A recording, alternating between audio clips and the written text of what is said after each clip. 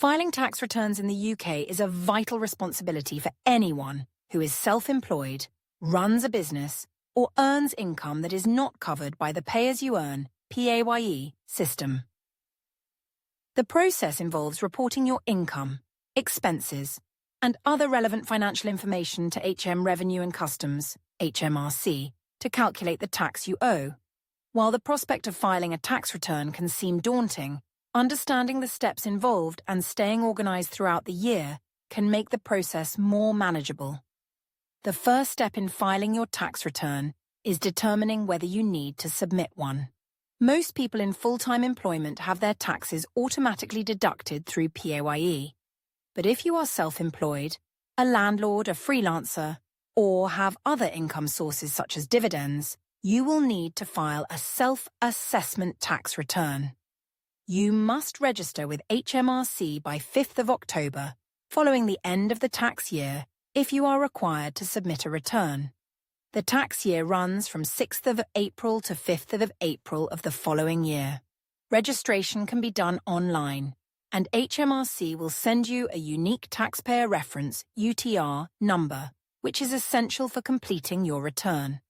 Once registered, the next step is to gather all relevant documents and financial records for the tax year.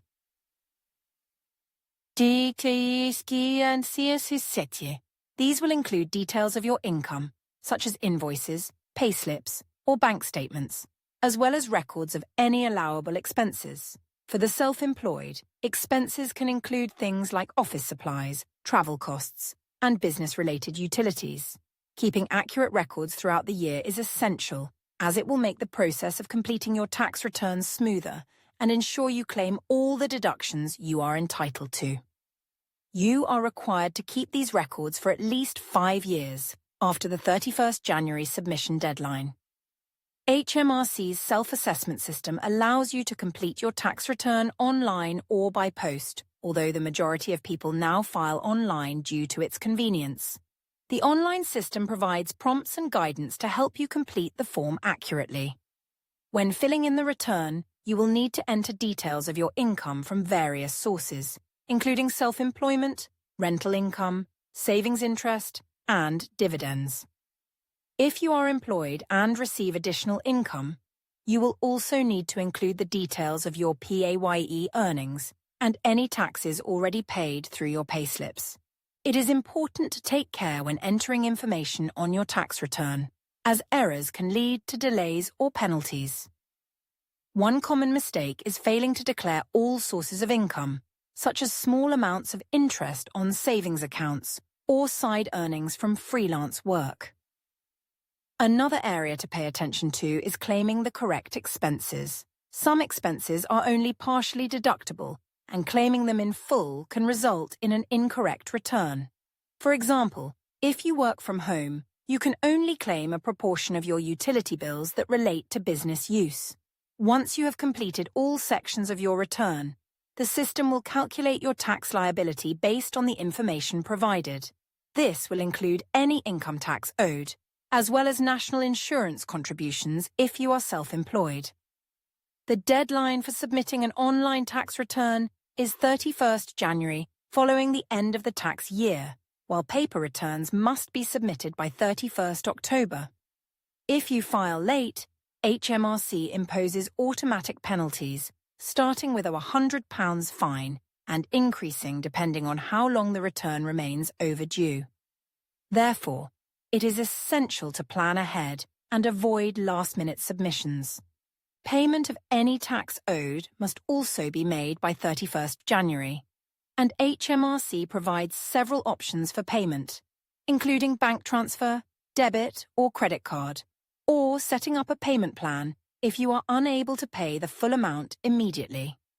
It is worth noting that if you are self-employed or earn over £10,000 from other income sources, HMRC may require you to make payments on account, which are advance payments towards your next tax bill. These payments are usually due on the 31st of January and the 31st July each year. If your income has decreased, you can apply to reduce your payments on account.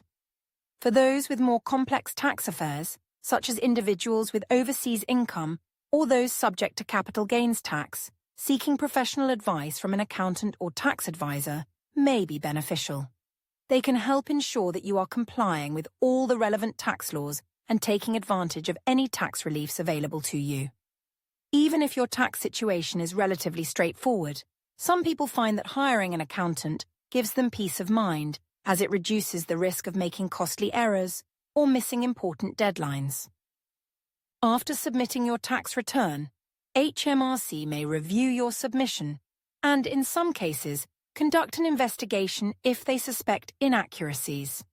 It is therefore important to keep all records and supporting documentation in case you need to provide evidence to back up the information you have entered. HMRC will issue a formal notice if they intend to investigate your return, and you will be required to cooperate with their requests for information. However, as long as you have kept accurate records and submitted an honest return, this process is usually straightforward. Filing a tax return may seem complex at first, but by keeping organized records throughout the year and following HMRC's guidelines carefully, it is a task that can be managed effectively. The key is to be thorough, accurate, and timely in your submissions, and to seek advice if you are unsure about any aspect of the process. Filing your tax return on time not only ensures that you meet your legal obligations, but also avoids unnecessary penalties, giving you greater control over your financial affairs